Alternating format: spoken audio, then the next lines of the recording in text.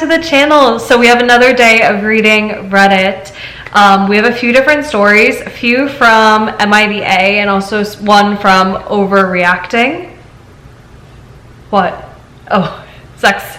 Blowing kisses to the camera? No, or what are you doing? I was thinking a shocked face. Oh, a shocked face. I thought you were going, No, because you're in my A. Ooh. Oh. Alright, so let's get into it. Alright, ready for the first story? Yes, indeed. So the very first story is, my mother-in-law threatened to go no contact with me if I didn't name my baby after her for a stupid tradition. Alright, first impressions. What do you think about this? Do you think the mother-in-law is in the right, the wrong? Is the poster in the right or the wrong? What would you do if your mother-in-law forced a name to your kid? What about you, Zach? Like if my mom was like, your son has to be named George, no matter what. Oh wait, no, the poster specifically said a stupid name. Stupid name? Alright, so if my mom was like, Zach, you have to name your kid Fred Figglehorn. I wouldn't be upset, I'd just say no. You just say no. Okay. Like, no. But, alright, but the mother-in-law threatened to go no contact. Okay. Too. So you just never talk to my mom again? Well, she's gonna talk to us again. Yeah. You just wouldn't believe the threat? No, I wouldn't believe it, because if anyone had a kid, well, when the grandparents want to see the kid. Yeah. So it would make no sense. So they might say all they want, and then the next day you have the kid, they're like, oh, can I see the kid? So you just think they're overreacting? They're being dramatic. She's being dramatic, okay. She's being overreactive, a little emotional at the beginning, but then, yeah, it'll be end up okay, I think. Okay, let me read the story. And this was classified as mother-in-law from HE double hockey sticks. Oh. So let's get into this. Oh, wow. It has come to my attention that my mother-in-law had made a Reddit post about me. I haven't ever used Reddit before, and this is a new account I made to post my response and side of the story. Let's call my mother-in-law Annika. So there's a whole other side. We need to find the other story. Mm-hmm. All right, when Annika found out that we were having a baby girl, she was very hyped. I knew about the tradition, but I was already set on the name Scarlett. I didn't tell anyone yet, though, but I noticed Annika hinting to me that she wanted to name the baby after her. I ignored the hints and tried to hint back that I wasn't going to take part in the tradition. If you didn't see the other story made by my mother-in-law, the tradition is where the firstborn daughter is named after the mother-in-law. I don't know, I'm tired and pregnant and honestly forgot. So there's some sort of tradition like that. Mother-in-law. That's what they're saying, yeah. There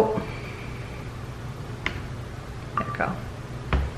I was tired of her trying to push this tradition on me, and so I just told her the baby's name. She bit her upper lip and asked me if I knew about the tradition. I said I did, but she then proceeded to explain it.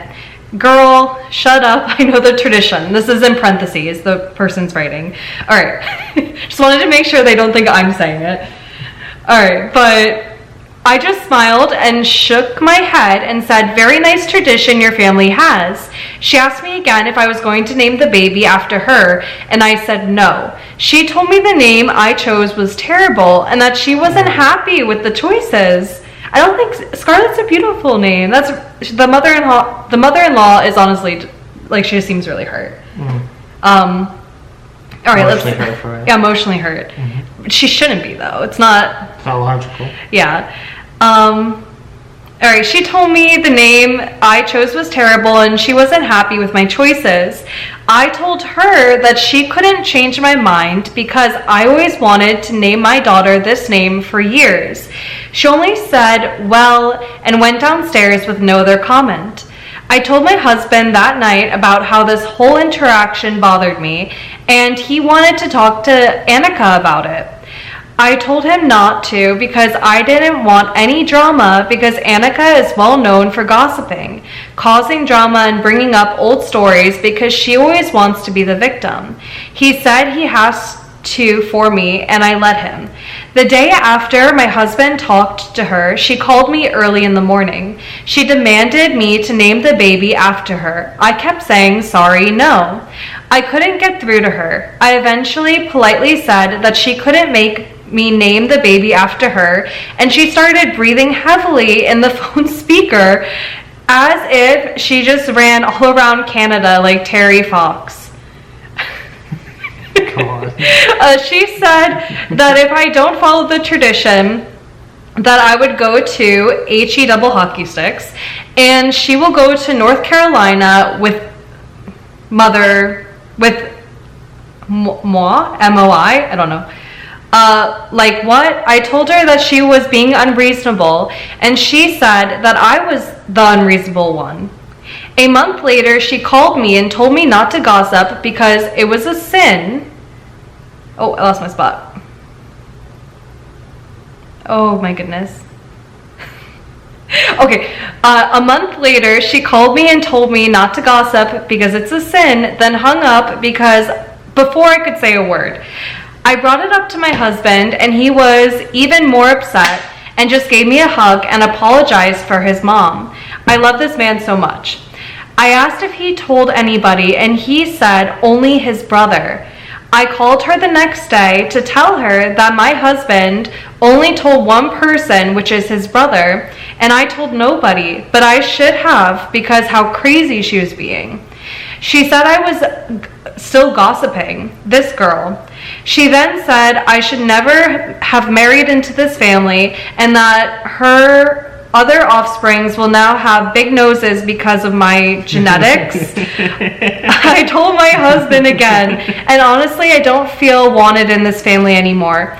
All I wanted was to be a part of a loving family all my life, but no, I get a mother-in-law from HE double hockey sticks. All this stress started making me experience spotting and cramping, and I was put on bed rest by my doctor. I'm so scared I'm going to lose this baby because of this witch. And no, don't believe her. I have said nothing bad about Anika, and I don't know why she's telling everyone that. Maybe to make herself sound better? I don't know, but she's cray-cray. A couple days later, she then texted me around 3 to 4 a.m. saying sorry. She asked to come over at 8 a.m., but I said no because me and my hubby talked about we are going to keep further away from her, from our lives and our new baby when she comes. She asked to baptize the baby, and I said yes, even though I'm Jewish. My husband really wants it, and I'm not very close with my religion. She was very happy that I agreed on that, at least one thing, as she put it. That's my side of the story, and do with it as you will. And honestly, I hope she sees this. So, hi Anika. Edit. I forgot to mention we are giving Scarlett my mother-in-law name as her middle name. I also found out Anika saw this post and she wants to go to North Carolina once again. She always threatens things but never goes through with it. I'm not sure if she truly will stick to her word. For F's sakes, excuse my French, she even didn't stick to her word when she promised to buy us a crib for our baby. Baby stuff got me broke and S. Edit number 2. I'm going to listen to y'all and we won't be making the baby's middle name my mother-in-law's name. So that's crazy. So the original poster, she even tried to compromise by making the baby's middle name the mother-in-law's name. Yeah. So she went out of her way to try to help with the mother-in-law. And the mother-in-law, she was just really upset about not having the baby her name. You know, one little thing though is the mother-in-law, she like seemed apologetic and she seemed kind of nice. But then because of the baptism, you know, she was being very nice and then asked just to baptize the baby. Mm-hmm. But you know, like when you get baptized, sometimes like depending on where you go, but sometimes when you're baptized, you have your like religious name and then you have your actual birth name. You know, like you have your Christian name. Yeah, so I wonder if the mother-in-law was being so nice and being like, hey, at least baptize her. Just like trick the kid into having like her name, but like that way. You see what I mean? I feel like it's a trick. That's probably why she's being so nice. I forgot they did that. Yeah. Yeah. Maybe. What are your thoughts and opinions on this, Zach? I don't think she's the butt or the A in this one in particular because, yeah, it's a lot. Like I said, at first I thought she was just like, you know, threatening it. Yeah. At the end of the day, if she really wanted to be with the grandbaby, she would totally. Yeah. A month later, 2 months later, whatever phase she was at, join and hang out with the baby again. Yeah. She was overreacting. She, based off our conversation, I don't think she'll ever like say she was overreacting. Yeah, well, the person said like her mother-in-law always threatens to move to North Carolina. Yeah. So it's like a constant threat she always gives, and she never does it. So, but I think the mother-in-law is still the a-hole because she's threatening it, even though she probably won't do it, and then all that emotional pressure. Like the original poster was saying, like, did you see the beginning that all the stress was causing her to spot and cramp, and she was worried about losing the baby? That would be scary. Yeah. So the fact that she did that much like emotional stress on top of everything, and this poster is a saint. Like after all of that, she's still willing to have the baby's middle name be the mother-in-law's name. Well, now devil's advocate for this scenario, it makes me believe, because if this is such a long tradition, maybe she had to do it herself. So she went through the emotional of it at first too, and she really wanted to do it, but then she had her dreams crushed. So she's like generational trauma. Yeah, so she's like, now you have to because my dreams are crushed. Yeah, type of thing. Who knows what if she is a daughter named her grumpy mother-in-law herself? Yeah. Who knows? Well. If not, I don't know. We'll have to try to. If she had all sons, then she's just a butt. We'll have to do some sleuthing and see what the mother-in-law wrote. Because remember, she said the mother-in-law posted on Reddit too. Oh, like commented below? No. The mother-in-law posted first. Oh. So that's why she came to Reddit to post her side of things. But I don't see the original post anywhere, the mother-in-law's post. So we're gonna have to do some sleuthing. That'll be next episode. Next episode, okay. Part 2, mother-in-law strikes back. Alright, so let's read some of the comments, as always. One person says, no, she's being so unreasonable. You're the one giving birth, so she shouldn't even try pushing her traditions on you. I hope you have a healthy and safe pregnancy, sending love and positive energy. Oh, the next comment, the big nose comment really pissed me off. That pissed me off too. That was kind of funny. It's stupid. If someone said that to me, I'd be, I guess, a little grumpy, but yeah. I just find it more funny that she's just doing the mother-in-law was just kept digging and digging and digging. Cosmetic insults, I think, is just funny. If they do try towards me, I think it's funny. You think it's funny? Well, because that means they're being so dramatic that they're just pulling insults out. Yeah, they're just pulling out, yeah. They're pulling out of their butt. I see where you're coming from. I'm glad you explained that, because at first I was like, Zach, what do you mean? Not like in an insulting way. I mean, like, if they're getting that dramatic. That means they're like so flustered. They're so flustered. They're like on their last end for like trying to get insults out. Oh, one person said the nose comment may not only be rude, but also anti-Semitic. Because the girl said she was Jewish. Oh. So it could be like a thing like that. That adds another little devil horn to the mother-in-law. I didn't connect those 2 points. I didn't either. That's why I love reading the comments, because it adds like extra perspective. Wow. You know? If that's the case, it's really bad. That's really bad. Another person wrote, I read your mother-in-law's post plus her previous ones. She really can't seem to understand that she's not in the right here. Your baby is yours and your husband's to name. No one else. As others have said before me, tradition is just peer pressure from mostly dead people. If she was my mother-in-law, I'd be tempted to say, geez, if that's what you're going no contact with me takes, I would have had a baby years ago and saved myself the heartache and drama. Wishing you all the best for a healthy pregnancy and baby girl. No. So, yeah, everybody's being really supportive over here in the comments. All right, let's read our next story. Well, first off, do you have any other comments? No. All right, good. We played both sides, so I feel like we're good. Alright, so now we're reading the next story. This is from Our Relationship Advice. And this was uploaded by Snips, Snaps. I like his username. Okay. Snip, snaps. Well, because it goes with the story. Ready for the story? Okay. He must have made that name for the story.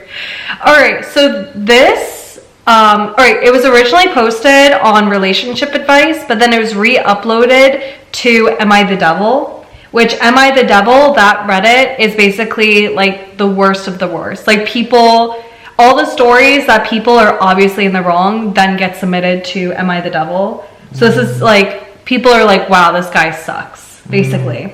So this is that guy's story. Oh God. Don't let that influence your opinion, but just be mentally prepared that this will probably be something messed up. By the way, we don't read these beforehand. We just do them, so I don't know what it's about. But here's the title. I pretended to have a vasectomy 2 years later, and my wife is now pregnant. So he pretended to have a vasectomy, and now his wife is pregnant. Did he get her pregnant because he didn't have a vasectomy? Yeah, he lied about having a vasectomy. Oh, so now she's pregnant. So now I she's pretended to have a vasectomy. Oh, so she lied to his wife and then got her pregnant because of it. Okay, Yeah. gotcha. Yeah. So he like tricked his wife into becoming pregnant, kinda. According to, that's what it seems like so far. We do have the story to read for more context. What do you think, Zach? Depends if he was fearful or not of having it done to him. If he was like upright fearful of having it done to him, and then he should have told his wife either way. Yeah, he shouldn't lie about that. But like emotionally, if he was like really terrified of doing it. But then he should have then been having an open conversation, being like, hey. It's a guy. It's a guy. The guys don't want to open with the conversations. But you can't trick somebody into having a kid. Because that is tricking somebody into having a kid. If you did it intentionally just to have another kid, that's tricking. If he did it intentionally and thought, I'm going to just be really good and not have a kid, then I don't know. That's still like tricking though. Yeah. That's like if I had a really bad cold, but I was pretending not to have a cold, but then I kept like kissing you, but then doing mouthwash to be like, okay, there's no way he's going to get a cold because I keep doing mouthwash. But then you end up getting a really bad cold. Well, I'm saying I'm tricking you into a cold. It's the same thing. I'm saying either way, he's at fault. Yeah. But if it's for emotionally himself, then I feel then it's less evil. If it's because he did intentionally have another kid without telling her, then it deserves to be on the other page. Okay. Does that make sense? Yeah. Okay. All right. Glad I really explained that for you. Thank you. I'm not going to explain it. Because I was like, no, I'm glad you explained, because if you left it at that first part, I'd been like, Zach, you have some explaining to do to me. He's not evil. Average day. All right, let's get into this. Nothing. I pretended to have a vasectomy 2 years later, and my wife is pregnant. I should reread that. I pretended to have a vasectomy, 2 years later, my wife is pregnant. There we go. That makes more sense when I comma. All right. Hello, Reddit. I have been a long-time lurker, but I haven't posted. I'm a frequent user of this app. However, my wife doesn't really like it, but I still want to be precautious as she knows my user, so this is a throwaway account. See, I told you, he made that username just for this. The snip, snap. Yeah. By the way, I put a TLDR on the bottom. Okay. I am going through a horrible dilemma, and I'm so deep I have no idea what to do. My wife and I have been married for 9 years, and we have 2 kids together, and we aren't planning on having any more. Well, my wife is set on that idea, but I wanted to have at least 5 kids, and she only wanted to have 1 or none. Okay, sounds like he's going to Yes, he did do this to trick her. So far, based on Okay, wow. So they already have 2 kids when she wanted none or 1. But his goal is to have 5, so he lied about having a vasectomy. All right, let's keep on going. This doesn't take away from the fact that she's a great mother. It's just her preference. Going into the marriage, we sort of compromised to have 2 or 3 kids. I'm set on having 3, but she didn't want any more. It's been 5 years since having the first 2, and around 2 years ago, she was hell-bent on me getting a vasectomy. I wasn't comfortable with it and refused, but it became the center of our arguments. We dated for 5 years before getting married, so we have been together for a total of 12 years when this occurred now. We have been together for 14 years, in total now. Okay. Good amount of years. So they stayed together even after this for for 2 more years at least. After arguing about it? All right. Or said for vasectomy? Yeah. These were such lovely times, and I didn't want to end our relationship on this, especially since we were having kids together. So I agreed to the vasectomy after months of arguing. Fast forward to now, my wife is pregnant. She doesn't know how this could have happened, but I do. I never got the vasectomy. Da-na-na. 2 years ago, I pretended that I got it, and I told her someone else took me to the appointment, and I took a week off of work so I could recover from it. So he lied about having a vasectomy and had like a little vacation. I'm surprised she didn't see it. I pretended that I got it and told her someone else took me to the appointment and took off a week of work so I could recover from it. I tried to be precautious during sex by... I don't know if I can read this online. What? He goes into the details about having sex but doing things to not have a kid. We'll just leave it like that. Understood. So he goes into detail. But now my wife is furious as I told her that the vasectomy could have failed rather than telling her the truth. She's also scheduling appointments with lawyers so she can sue the practice in which I received the surgery. Okay, well, she's getting really serious about it, but I don't think you can sue over those things because that is something that happens. Like, they do say it fails, and you're supposed to have like an appointment and then come back a year later to get it done again or checked. Like, they check your count. So Zach, you were vasectomy baby, right? Or was it your sister? Oh, my dad had a vasectomy when before my sister and me, and then he got unvasectomized, and then he had us. No, but then then he got it again, but then they ended up having you. You said Both me and my sister were intentional. They were intentional. Yeah, both me and my sister were intentional. Oh, I thought your dad said it was an accident, like the vasectomy failed. Okay. All right. Well, never mind. I thought I had a story that went along with it. I thought that's what your dad said. My parents are very proud about trying. Yeah. Well, I do know that they can fail, and you're supposed to like come back after a year to like double check it. Yeah, they can fail. Yeah. All right. So now my wife is furious as I told her that the vasectomy could have failed rather than telling her the truth. So she's scheduling appointments with lawyers. However, if they have the records, it will prove that I never got it. Now my wife is also thinking about having an abortion, but I'm trying to convince her to drop this whole thing, and if anything, this child is a miracle. What should I do now? I'm worried if I tell her the truth, then she will leave me. I don't want to lose her. She is the love of my life. I don't know what I can do without her. I know this is my fault, but please help me on how I should go about this. TLDR, wife got pregnant. She thinks I had a vasectomy, but I never got it. She wants to sue the practice. How do I tell her? So that's the summary of it. Okay, so he's asking for help to explain to his wife. Yeah. So he said he wanted multiple growing up as a kid, but he didn't say that he did this intention to have more kids. He just did it because... But he didn't explain why he didn't want to do it. He just he said he didn't do it because he wanted more kids. He knew himself he wanted more kids. He said that. He said that? Yeah. He said, I want 5 kids. She only wants 1 or none.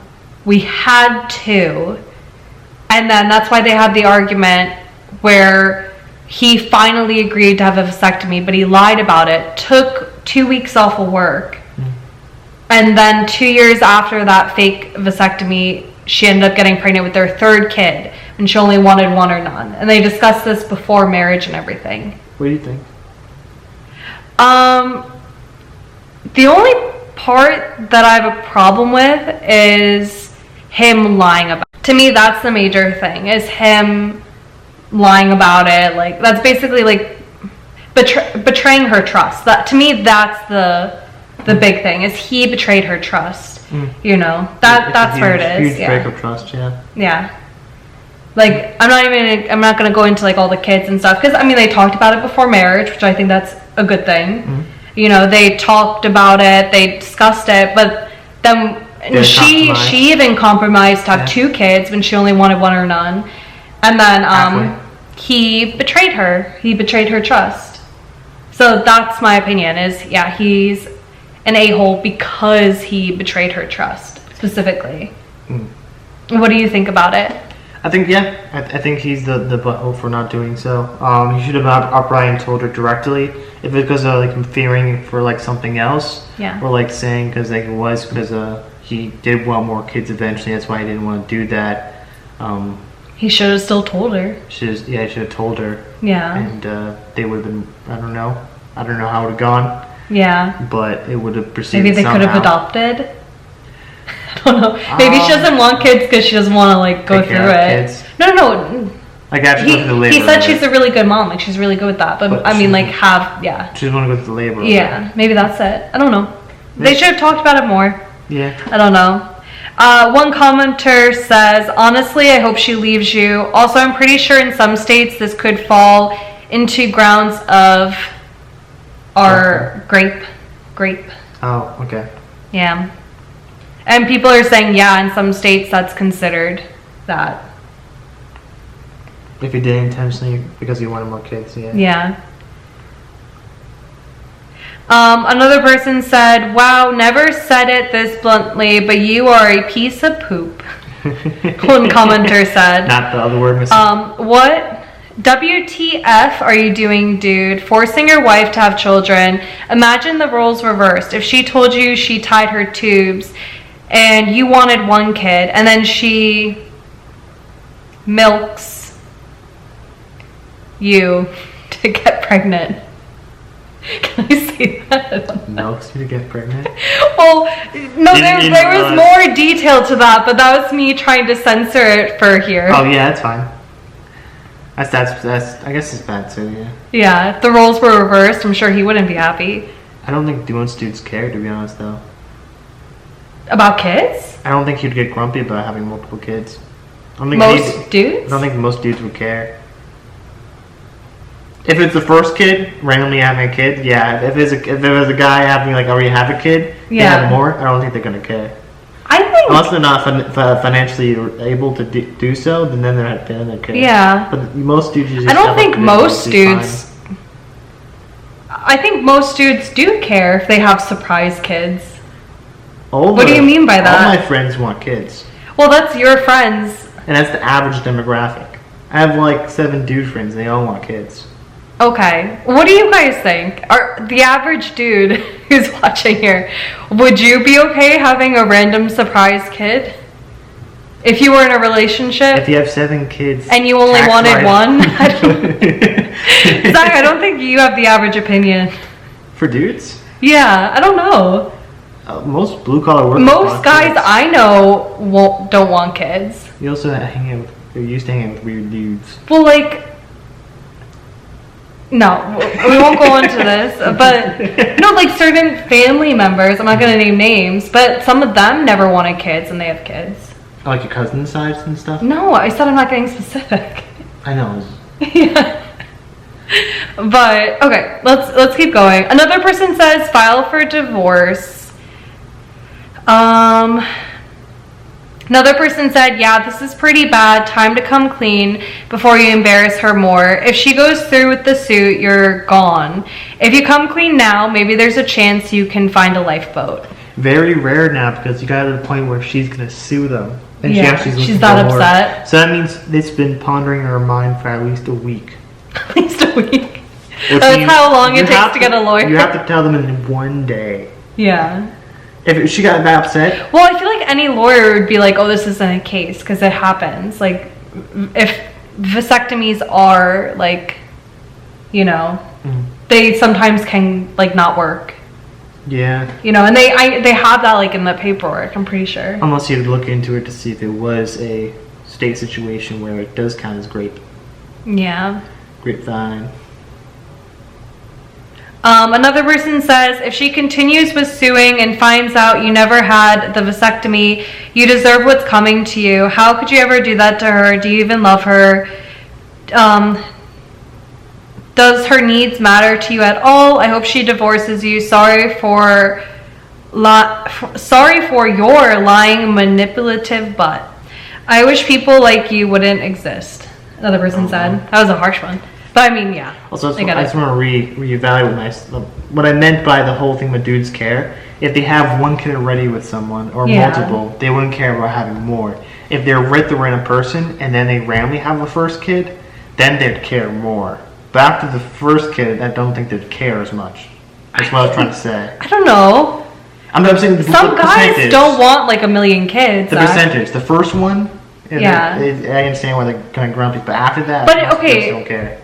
You have to think about it in the reverse though. Like they said, like if a girl wanted 10 kids and the guy was like, no, I only want one, and the girl lied about having her tubes tied and kept having kids when the guy kept saying, please stop.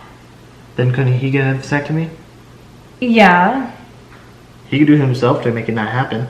Yeah, but okay, again though, with the whole like back and forth though, I give that as an example.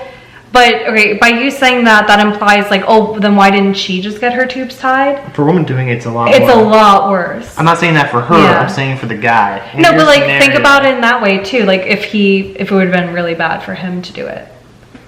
You know. Yeah. I don't know. You shouldn't lie about medical information. Either way, he's a butt. Bottom line, you shouldn't betray your partner. Either way, he's a butt. Trust. He's still a butt. Yeah. I'm not saying he's not a butt. I'm saying he's a butt. I was just going back to re-explain the situation. Yeah. I'm not going to explain him. Yeah. No, you're good. Okay, guys, you ready for the very last story? It is, am I the A for refusing to give up my seat on the plane so a boy could sit next to his father and to tell the father to behave himself? I feel like this is a very hot topic. I always get tons of like TikToks of plane drama about seats. I feel whatever seat you paid for is yours. You shouldn't feel guilty about moving. And if you yourself choose to move, then you are a saint, but you should not be guilt-tripped if you don't want to move, you know, because especially if you choose your chair, some of the chairs are like $30-$40, you know? Or extra legroom. Yeah, or extra legroom. All right. Let's get into the story. Or free cookies, too. Free cookies, yeah, that's true. Allegiant, if you're in the first 10 or 7 seats, you get free cookies and snacks. Sorry, continue. All right. I used to read all these posts where people said they didn't expect this to blow up. Well, I thought I'd get like a dozen answers, but almost 2 million views in 24 hours. So this is crazy, LOL. This is what the person's saying. All right. So original post. So basically, I, 29 male, boarded my short flight, 70 minutes, which has a 2x2 seating arrangement. I had booked myself a window seat, and when I got there, I saw a maybe 7-year-old boy sitting in there next to his father, about 50 years old, in the aisle seat. All right, so he had a seat. Were they saying the same? All right, let's keep going. In the aisle seat, the opposite row also had his mother and his sisters sitting there. Although this happened less than 24 hours ago, I was exhausted, so I don't remember the conversation word for word. I pointed towards my seat, and the father asked me if I would mind swapping so they could sit together. Okay, so the father was sitting in his seat. So he got there, the father was sitting in his seat, the father's kid was next to the poster's seat, and then on the other side of the aisle was the rest of the family. All right, so I pointed towards my seat, and the father asked me if I would mind swapping so they could sit together, and that their seat is in the row behind it. I said that I would only swap if it's a window seat, and he said it was an aisle seat. Then I said I wouldn't swap, and the following conversation happened. Here, do you want to read this? Did he have a window seat ahead of time? Yeah. So he wanted to see... He wanted another window seat to move. All right, you be him, and I'll be me. So, do you want to sit next to my son? I don't care. I just want a window seat. Standing up and getting his son up, you are a very nice person. I mean, not a very nice person. It's none of your business, and be polite. I am not referring to polite. Me. I said something I don't remember, and behave yourself. All right. So that's their little conversation. What? What is that conversation? The wording's weird. I am not. The thing in parentheses is... referring to polite. It's not like exactly word for word. Then why didn't you italicize some of it? He didn't italicize any of it. Standing up and getting his son. Oh, I don't know. Oh, because that's like the action of it. He's telling them. The guy didn't say standing up and telling us up. No, he was standing up. That's not how you're supposed to do it for a book, though. This is a Reddit post, Zach. It's not a book. That's why it confused me. Sorry, Tia. Alright, his wife was watching the whole time. When somebody in the row behind saw it, he offered to swap and sat next to me. So they did eventually sit next to each other. For all I care, they could have sat 20 rows apart or even booked a new flight. I had zero investment in this or their reasons. They can ask. I can also say no, and that should be the end of it, in my opinion. I agree that too. Yeah. Well, if you say no, if somebody asks you something and you say no, it's like my biggest pet peeve when they ask me 2 or 3 more times after. Like, no means no, you know? All right, keep on going. I didn't like that they basically pulled a, do you know what that is? Fiat accompli? Looks French. It probably just misspelling or autocorrect. Alright, when trying to swap with me, if they care that much, they can book their seats in advance like everyone else. I didn't have to be a good person. Why I need the window seat, except that I like it and don't like the aisle seat, lol. Alright. He's not. Yeah, he's not the A. No. One person said, this was like the top comment, not the A. If they wanted the seat, they should have booked it together. The same thing happened to me when I was on my way home from Thanksgiving at my sister's on Amtrak, the train. I like the window seat, so if there's one, I sit there. And I realize this is a little different because unless it's Amtrak business class, which you can reserve, it's first come, first serve. It was an hour and a half into the train ride. This girl and her boyfriend board the train. I'm at my window seat and the aisle seat is empty. Also, the aisle seat nearby my aisle seat was also empty, with the person next to them in the window. So they could have sat aisle to aisle and still have been sitting next to each other. Anyway, the girlfriend says to me, excuse me, and if this isn't okay, it's fine, but would you mind finding another seat so he and I can sit together? I politely said no, sorry, I want to sit here. She actually looked a little shocked, but one of them sat next to me in the aisle and the other one sat on the aisle seat across from us. At the next stop, both of the people behind me got off, so the two of them quickly switched, grabbed those two, and were able to sit together. The boyfriend sat behind me and promptly kicked the back of my seat hard about 3 times. Gee, what happened to if it's not okay, it's fine? I ignored him. I figured the absolute best way to retaliate was to not acknowledge his childishness, that he and his lady love had to sit less than a foot away from each other until the next stop. People are just jerks when they don't get what they want. You did nothing wrong. You booked your seat, and just because he wanted it doesn't make it him in the right. And then somebody responded, there is a certain subset of Gen Z, not all and not even most, but a subset that has never been told no, and they don't know how to handle it. I don't know if kicking it is 2 things, because sometimes moving in a seat, if there's small seats, bumping it with your knee. He kicked it 3 times hard. That's not an accident. How do you know it's 3 times? Because I bumped the seat. He said it 3 times hard. I bumped the seat in front of me multiple times. 3 times? Yeah. Hard. Well, it might feel hard to them. Well, she didn't say anything, anyway. It might have been accidental. If it was accidental, he's having a little tantrum. He's a little tantrum boy. But if it was accidental, I've done that a few times. Okay. And my knees are lanky. Another person says, I fly 40 to 50 flights a year and see this all the time. And it's always entitled parents with kids. Just because they don't know how to book flights doesn't give them the license to inconvenience anyone else on the plane. I used to give in to these requests, but then a few years ago I simply stopped, and now I do exactly as what you did and just tell them to follow the rules like everyone else. You're definitely not the a-hole. You are just another tired traveler who did everything the right way, and you should be rewarded for that and get your window seat. You know what this reminds me of? I don't like that lady's comment, though. Sorry, Tim. Why don't you like the person's comment? Because she says it's always kids with parents with kids. It's not. You know why? Remember our plane experience last year What happened again? with the one person who was a very grumpy airplane passenger. Oh, the across the aisle one? The one I was sitting next to you that smelled weird and the one across the aisle after. I don't remember how she smelled, but she sat next to us. That's why. She sat next to us. No, I sat next to her the whole time. Was it a different one? Alright, let me get into the story. I'm sorry. I was next to her. The whole time, she kept complaining about her seat. But she was assigned the seat next to me and Zach. And the aisle across was full, but then the one across from us and in front was completely empty.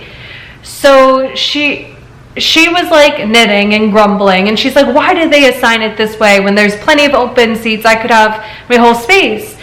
But before she said that out loud, Zach and we talked to the flight attendant and we said, hey, could we move to that space? And the flight attendant was like, no. And we're like, oh, okay. But I think by us saying that, it really got to the person next to us. And the person next to us then continued to spend the whole plane ride complaining about, being next to us. And she was knitting like this. I didn't even know you could bring knitting needles on a plane. She kept going like this, constantly bumping us. And then she kept asking the flight attendant, like, hey, can I move to the seat? And the flight attendant kept saying, no, no, no. And then finally she's just like, you know what? And she taps me on the shoulder and she's like, I'm just going to move, like, F the stewardess. She makes a big deal about it, like pretending to be like all, but like the whole time it's weird because like she seems really upset to be sitting next to us, but then the whole time she's trying to be really buddy with me. She's like, oh, where are you? And she's asking me all these questions like, where are you from?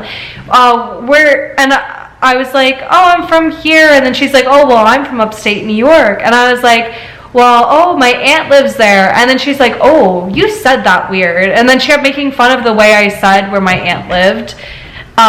So she's really like, but then she kept asking me a bunch of questions, but then also acting really annoyed that she had to sit next to us.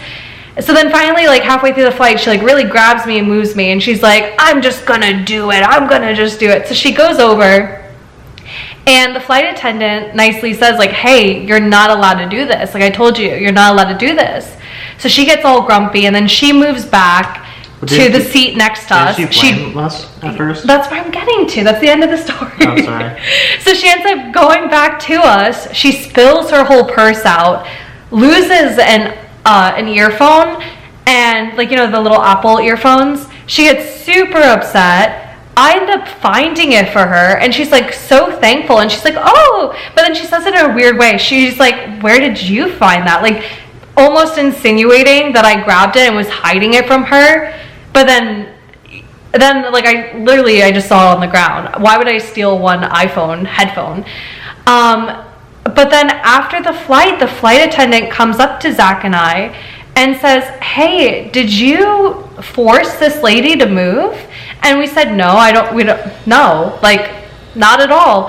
And the flight attendant tells us that lady told me, the flight attendant, that you forced her to switch seats and that you didn't want to sit next to us.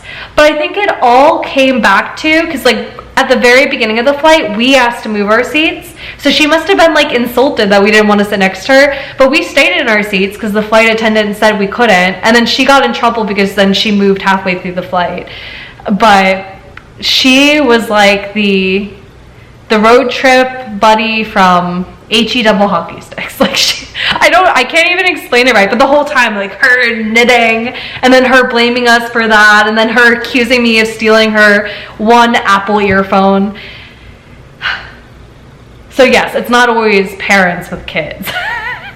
That's the thing. If it's mostly parents with kids, sometimes they can't afford it, I was going to say. Oh yeah, So they can't afford the seat. And they have to go based on hospitality to help them out.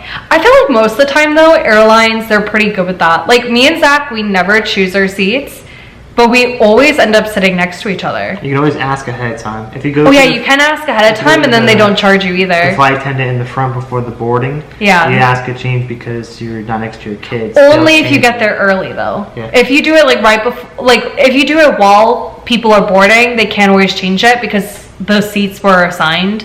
But if you do it like, if you come like 2 hours before, like you're supposed to at an airport, and then you just do it right then and there, they don't charge you for choosing your seat, and they make sure you're next to each other. And they do negotiations for you. They talk to people to say, hey, you find changing seats with this person? Sometimes.